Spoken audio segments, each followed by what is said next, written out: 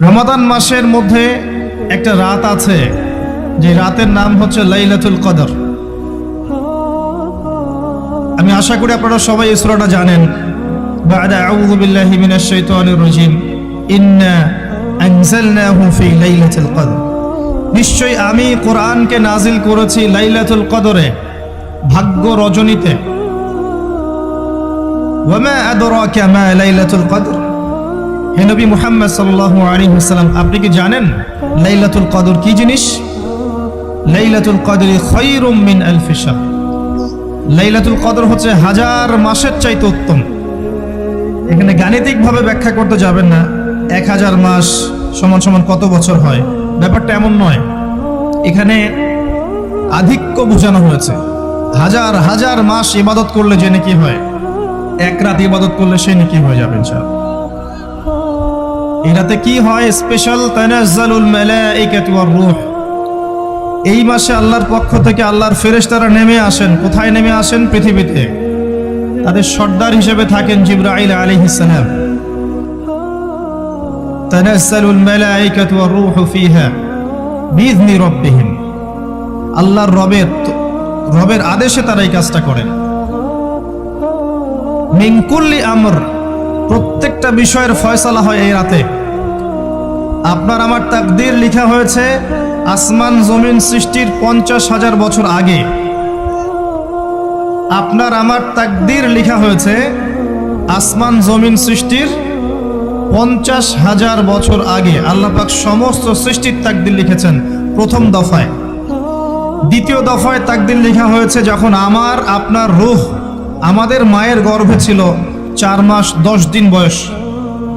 ওই সময় আল্লাহর পক্ষ থেকে ফেরেশতা আসেন, এসে লিখে দেন তার হায়াত, তার রিজিক, সে সৌভাগ্যবান না দুর্ভাগ্যবান। এরপর রূহটাকে ফুঁকে দেন, বাচ্চা নড়াচড়া শুরু করে। এর আগ পর্যন্ত পেটের মধ্যে বাচ্চা নড়াচড়া করে না।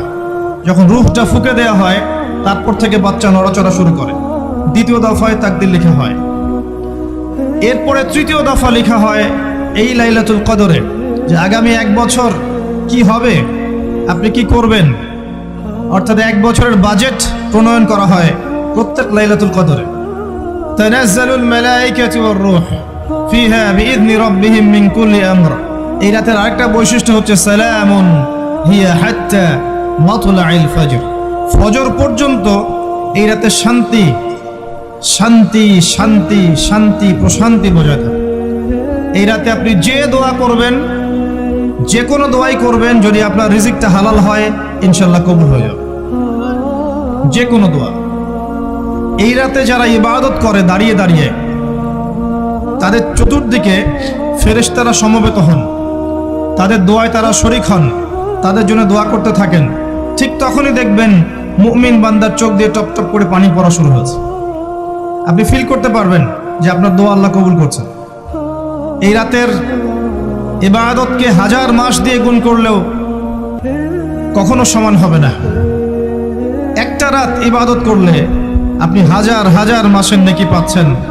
এই সুযোগটাকে ছেড়ে দেওয়া যায়? কবে এই রাত স্পেসিফিকলি বলা যাবে না 27 তারিখেই, স্পেসিফিকলি বলা যাবে না যে 21-এর রাতেই, 23-এর রাতেই বা 25-এর রাতেই। নির্দিষ্ট করে বলার কোনো সুযোগ নাই। নবী সাল্লাল্লাহু আলাইহি ওয়াসাল্লাম লাইলাতুল কদর পেয়েছেন এবং ওই রাতে বৃষ্টি হচ্ছিল। তিনি সেজদা করছেন, তার কপালের মধ্যে মসজিদে নববীর যে মাটি আছে এই মাটির কাদা লেগেছিল। তখন কিন্তু মসজিদ টাইলস ফিটিং ছিল না। মাটির মসজিদ থেকে নবী সাল্লাল্লাহু আলাইহি ওয়াসাল্লাম বিশ্ব পরিচালনা করেছেন। আর আমাদের এখন তাজমহলের মতো মসজিদ, হেদায়েতের কোনো হও নাই এখানে। এটা আখিরুজ্জামানের সাইন। মসজিদগুলো হবে চাকচিক্যময়, হেদায়েত শূন্য। হাদিস একদম স্পষ্ট আছে, মসজিদ হবে চাকচিক্যময় কিন্তু হেদায়েত শূন্য। ইভেন দেখবেন নামাজ পড়ছে মুসল্লি, পাশে হই হুল্লা করছে। দিনের কথা আলোচনা হলে বা নামাজ পড়লে, কেউ কোরআন তেলাওয়াত করলে আদবের সাথে যে পাশে শোরগোল করতে হয় না, এটাও এখন বুঝাতে হয়। বুঝাতে গিয়ে যদি আপনি এই আয়াত তেলাওয়াত করেন, লাহুম কুলুবুন লা ইয়াফকাহুনা বিহা, কিছু মানুষকে আল্লাহ পাক কলব দিয়েছেন, বোঝে না। ওয়া লাহুম আযানুন লা ইয়াসমাউনা বিহা, কিছু মানুষকে আল্লাহ পাক কান দিয়েছেন, শোনে না। ওয়ালাহুম আ'ইউনুন লা ইউবসিরুনা বিহা, কিছু মানুষকে আল্লাহ পাক চোখ দিয়েছেন দেখে না। উলাইকা কাল আনআম, এরা আনআমের মতো। বাল হুম আদাল, বরং তার চাইতেও নিকৃষ্ট। তখন কিছু মানুষের ইগোতে লেগে যায়। আচরণ কিন্তু এমনই। কোরআন যেখানে তেলাওয়াত করা হচ্ছে, নবীর হাদিসের কথা বলা হচ্ছে, সেখানে উঁচু স্বরে কথা বলা জায়েজ নেই। নামাজ পড়ছে একজন ব্যক্তি, সে আল্লাহর সাথে সরাসরি কথা বলছে, তার পাশে কথা বলা জায়েজ নেই। এমনকি নামাজরত ব্যক্তির পাশে কোরআন তেলাওয়াত করাও জায়েজ নেই। কথা কি বুঝতে পারছেন? একজন ব্যক্তি নামাজে দাঁড়িয়েছে, আল্লাহর সাথে কথা বলছে, পাশে আপনি কোরআন তেলাওয়াত করতে পারবেন না জোরে জোরে। মনে মনে করতে হবে, করতে চাইলে মনে মনে করতে হবে। অনেক সময় মসজিদের ভিতরে দেখবেন নামাজ পড়া হচ্ছে, শোরগোল করছে। নবী সাল্লাল্লাহু আলাইহি ওয়াসাল্লাম বলেছিলেন, আখিরুজ জামানে, তিরমিজিতে আছে হাদিসটা, আখিরুজ জামানে ইসলামের নামটুকু থাকবে, ইসলামের প্রকৃত বিষয়গুলো থাকবে না। কোরআনের মাসহাফ থাকবে, যে মাসহাফ, কোরআনের মাসহাফটা থাকবে, এর শিক্ষাগুলো থাকবে না। মসজিদগুলো হবে চাকচিক্যময়, কিন্তু মসজিদ হবে হেদায়েত শূন্য। আর চতুর্থ লাইনটা আরো ভয়ঙ্কর। 4 নম্বর লাইনে গিয়ে নবীজি বলেছেন সাল্লাল্লাহু আলাইহি ওয়াসাল্লাম, আসমানের নিচে, জমিনের উপরে আল্লাহর সবচেয়ে নিকৃষ্ট সৃষ্টি হবেন এক শ্রেণীর আলেম, যাদের থেকে ফিতনা ছড়াবে এবং তাদের দিকেই ফিতনা ফিরে আসবে। তিরমিজির মধ্যে হাদিসটা আছে, যে কোনো আলেমকে জিজ্ঞাসা করে এটা কোন শ্রেণীর আলেম, এটা বোঝার জন্য আপনার পিএইচডি করার দরকার নাই। যারা দিনকে দুনিয়ার বিনিময়ে বিক্রি করেছে, তারাই সেই শ্রেণীর আলেম। যারা সত্য কথা বলতে ভয় পেয়েছে, তারাই সেই শ্রেণীর আলেম। যারা সত্যকে মিথ্যার সাথে মিশ্রিত করেছে, তারাই সেই শ্রেণীর আলেম। এবং যারা ইসলামের নামে উম্মাকে শতদা বিভক্ত করে দিয়েছে, এরাই সেই শ্রেণীর আলেম। নবী করিম সাল্লাল্লাহু আলাইহি ওয়াসাল্লাম বলেছেন, লাইলাতুল কদর আমি পেয়েছি, কপালে কাদা মাটি ছিল, বৃষ্টি হচ্ছিল, তার মানে ওই রাতে বৃষ্টি হতে পারে, ওই রাতে বৃষ্টি হতে পারে। লাইলাতুল কদরের আলামত, রাতের বেলা বৃষ্টি হতে পারে। বৃষ্টি হয়েছে, তিনি নামাজ পড়েছেন, কপালের মধ্যে কাদা লেগেছিল, তিনি বের হয়েছেন, সাহাবীদেরকে বলবেন কোন রাতটা লাইলাতুল কদর, আজকের রাতটা লাইলাতুল কদর, এটা বলতে বের হয়েছেন। বের হয়ে দেখছেন দুজন মুসলিম আপোষে ঝগড়া করছে। লিসেন টু মি, দুজন মুসলিম আপোষে ঝগড়া করছে। আমরা বলি না যে মুসলিমদের মাঝে ইখতিলাফগুলো রহমত, আমরা বলি না? দুজন মুসলিম আপোষে ঝগড়া করছে, এই কাজটার কারণে আল্লাহ রাব্বুল আলামিন নবী সাল্লাল্লাহু আলাইহি ওয়াসাল্লামের হৃদয় থেকে এই কথাটাকে তুলে নিলেন। তিনি আর বললেন না এক্স্যাক্টলি কোন রাতে লাইলাতুল কদর ছিল, তিনি বলতেই বেরিয়েছিলেন যে কোন রাতে লাইলাতুল কদর ছিল। আমাদের ইখতিলাফের কারণে আমরা সেই নির্দিষ্ট রাতটাকে হারিয়ে ফেলেছি। তবে এর মধ্যেই খায়ের আছে, এর মধ্যেই কল্যাণ আছে। আরবিতে একটা প্রবাদ আছে, কুল্লু শার ইউজাদু ফিহিল খায়র, প্রত্যেকটা অকল্যাণের পিছনেই কোনো না কোনো কল্যাণ আছে। নির্দিষ্ট করে বলে দিলে আমরা বাকি রাতগুলো জাগতাম না। নবী সাল্লাল্লাহু আলাইহি ওয়াসাল্লাম এখন বললেন যে আমাকে ভুলিয়ে দেওয়া হয়েছে কোন রাত, তোমাদের ঝগড়ার কারণে। অতএব তোমরা শেষ দশকের বিজোড় রাতগুলোকে তালাশ করো। শেষ দশকের বিজোড় রাত বলতে 21-এর রাত, 23-এর রাত, 25, 27, 29, এই 5টা রাতের যে কোনো একটা লাইলাতুল কদর। এই রাতে ইবাদত করলে এত নেকি হচ্ছে, কারণটা কি? রাত আর দিন কি ডিফারেন্ট কিছু? প্রত্যেক রাতেই কিন্তু আল্লাহ পাক প্রথম আসমানে নেমে আসেন, প্রত্যেক রাতে, শুধু শবে বরাতের রাতে নয়, শুধু নিসফে শাবানের রাতে নয়, কিন্তু প্রত্যেক রাতেই আল্লাহ পাক প্রথম আসমানে নেমে আসেন। তিনি কিভাবে নেমে আসেন এটা ব্যাখ্যা করার দরকার নেই আমাদের। আল্লাহ পাক বলেছেন নেমে আসি, বাস আসি। কারণ সবকিছু আমরা যুক্তি, বিজ্ঞান, দর্শন দিয়ে প্রমাণ করতে পারবো না। পারবো? সায়েন্সকে জিজ্ঞাসা করেন যে স্বপ্নের ব্যাখ্যা কি, ঘুম কাকে বলে, আত্মা কাকে বলে, আত্মা কঠিন না তরল না বায়বীয়, পারবে সায়েন্স ব্যাখ্যা করতে? কবরের আযাব কি, জিন জাতি কি, জিন জাতি কাকে বলে, জিন জাতি কেমন দেখতে, মালায়েকা কেমন, তারা কিভাবে কাজ করে, তাদের ফাংশন কি, তারা কি ব্যাখ্যা করতে পারবে? আমাদের একটা চেতনা তৈরি হয়েছে, সায়েন্স যা বলবে তাই সত্য। এই চেতনা পুরোপুরি সত্য নয়। কোরআন এবং সুন্নাহ, আল্লাহ এবং তার রাসূল যা বলবেন সেটাই চূড়ান্ত সত্য। এর বাইরে সত্য মিথ্যার চূড়ান্ত কোনো মানদণ্ড নাই।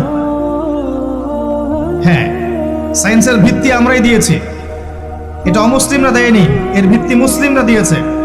পরবর্তীতে এরা এর উপর ঘষা মাজা করেছে। এখন সায়েন্টিফিক এবং টেকনোলজিক্যাল রেভলিউশন আসছে পশ্চিমা সভ্যতা থেকে। এই সভ্যতার ধারক বাহক ছিলাম আমরা। সভ্যতা এদের দ্বারা শুরু হয়নি, সভ্যতা নবীদের দ্বারা শুরু হয়েছে। তো সবকিছু সায়েন্স দিয়ে ব্যাখ্যা করা যাবে এমন নয়, কারণ সায়েন্সের সীমাবদ্ধতা আছে, আল্লাহর জ্ঞানের কোনো সীমাবদ্ধতা নাই। তো আল্লাহ নেমে আসেন, ব্যাস নেমে আসেন। নেমে এসে আল্লাহ পাক কি বলেন? আল্লাহ পাক তিনটা কথা বলেন। রাতের শেষ অংশ, রাতকে ভাগ করেন। যদি 6টার সময় রাত শুরু হয়, রাত কিন্তু রাত 12টায় শুরু হয় না, সূর্য ডুবে গেলেই রাত শুরু হয়, এটাই ইসলাম। এখন 6টা থেকে আপনি এই 5টা পর্যন্ত সময়টাকে 3 ভাগে ভাগ করেন। শেষের অংশ ধরে নেন যে 1টা থেকে 5টা, কথার কথা আমি এস্টিমেট করলাম। এই সময়টুকুতে আল্লাহ রাব্বুল আলামিন কাছে নেমে আসেন প্রথম আসমানে, অর্থাৎ তার রহমত নিকটবর্তী হয় এবং তিনি আহ্বান করতে থাকেন 3টা জিনিস। 1, কে আছো? আমার কাছে কিছু চাইবে, যা চাইবে আমি তাই দিব। 2, কে আছো? আমার কাছে ক্ষমা চাইবে, আমি তোমাকে মাফ করে দেব। 3, কে আছো? কে আছো আমাকে ডাকবে, আমি তোমার ডাকে সাড়া দেব। মানে এই সময় আপনি যা চাইবেন, ইনশাআল্লাহ আপনার আকীদায় যদি শিরক না থাকে, আমলে যদি বেদাত না থাকে এবং আপনার রিজিক যদি হালাল হয়, ইনশাআল্লাহ তাআলা আপনার দোয়া কবুল করা হবে। আল্লাহ পাক প্রত্যেক রাতেই নেমে আসেন। তাহলে লাইলাতুল কদরকে এত স্পেসিফিকলি ইম্পর্টেন্স দেওয়ার কারণ কি? একটাই কারণ, মনে রাখবেন, লাইলাতুল কদরকে মর্যাদামণ্ডিত করার এবং রমাদান মাসকে শ্রেষ্ঠ মাস মর্যাদামণ্ডিত করার একটা কারণ, only one reason behind it, সেটা হচ্ছে এই মাসে এবং এই রাতে আল কোরআন নাজিল হয়েছে। কথা কি বুঝতে পারছেন? কোরআন নাজিলের কারণেই এই মাসটা মহামান্বিত, কোরআন নাজিলের কারণেই এই রাতটা সম্মানিত। ইন্না আনজালনাহু ফি লাইলাতুল কদর। আসুন সামনে যাই। নবী করিম সাল্লাল্লাহু আলাইহি ওয়াসাল্লাম যখন এই জাহেলি যুগে বাস করছেন, এই লাইলাতুল কদরে রমাদান মাসে আল্লাহ পাক কোরআন নাজিল করলেন। কি জন্য নাজিল করলেন?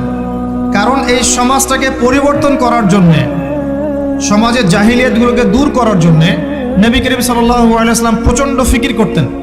কি করা যায়, কি করলে মানুষগুলো শিরক ছেড়ে দিবে, কি করলে সুদ বন্ধ হবে, কি করলে মাদক থেকে মানুষ দূরে থাকবে, কি করলে নারীর সম্মান বৃদ্ধি পাবে। তিনি ভাবতেন কিভাবে গোত্রীয় হানাহানি বন্ধ করা যায়, তিনি এগুলো ভাবতে থাকতেন।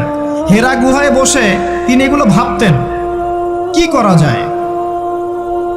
যুবক বয়সে তিনি হিলফুল ফুজর তৈরি করেছেন এগুলো সমস্যা দূর করার জন্য, কিন্তু পরিপূর্ণরূপে সফল হয়েছেন বলতে পারি না আমরা। তখন ওহী আসেনি।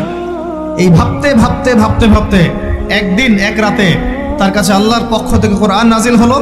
সূরা আলাকের প্রথম 5টা আয়াত, বিসমিল্লাহির রহমানির রহিম, ইকরা বিসমি রাব্বিকাল্লাযী খালাক। পড়ুন আপনার রবের নামে, যিনি আপনাকে সৃষ্টি করেছেন। খালাকাল ইনসানা মিন আলাক, যিনি মানুষকে সৃষ্টি করেছেন জমাট বাঁধা রক্তপিণ্ড থেকে। আমরা সবাই জমাট বাঁধা রক্তপিণ্ড ছিলাম মায়ের পেটে। আজকে আমরা আল্লাহর দ্রোহী হয়েছি, কিন্তু আমরা পেটের মধ্যে এতটুকু জমাট বাঁধা রক্তপিণ্ড ছিলাম। সূরা ইয়াসিনের মধ্যে আল্লাহ পাক এই কথাটা বলেছেন, তোমাদেরকে তো নুতফা থেকে সৃষ্টি করেছি, ফাইদা হুয়া খাসিমুম মুবিন, যখন সে বড় হয়েছে সুস্পষ্টভাবে আল্লাহর বিরুদ্ধাচরণ করছে। ঈদের যে শপিংটার কথা বলছি, এটা এই কারণে বলছি, লাস্টের দশকে আমরা ঈদের শপিংয়ে বেশি ব্যস্ত থাকি, এতে করে লাইলাতুল কদরটা আমরা হারিয়ে ফেলি। লাস্টের দশক আমরা হয় ইতিকাফ করব, না হলে বাসায় নামাজ পড়বো, পরিবারবর্গকে নিয়ে রাত জাগবো। পারা যাবে ইনশাআল্লাহ? তারাবির নামাজ তো পড়বোই ইনশাআল্লাহ জামাতে। এবং আপনি 20 পড়েন আর 8 পড়েন, আপনি নামাজের কোয়ালিটিটাকে ভালো করার চেষ্টা করেন, নামাজের কোয়ালিটিটাকে বেস্ট করেন। ধীরে ধীরে তেলাওয়াত করেন, ধীরে ধীরে রুকু সেজদা করেন, নামাজটাকে এনজয় করেন, সময় নিয়ে, টাইম নিয়ে, 2 ঘন্টা সময় লাগুক, 3 ঘন্টা সময় লাগুক, এনজয় করে নামাজ পড়েন। আল্লাহ পাক তৌফিক দান করুন। এরপর শেষ রাতে আবার ওঠেন, পরিবারবর্গকে নিয়ে নামাজে দাঁড়ান, একসাথে জামাত করে নামাজ পড়েন, পরিবারে নফল নামাজ পড়েন, বাসায় বরকত হবে ইনশাআল্লাহ।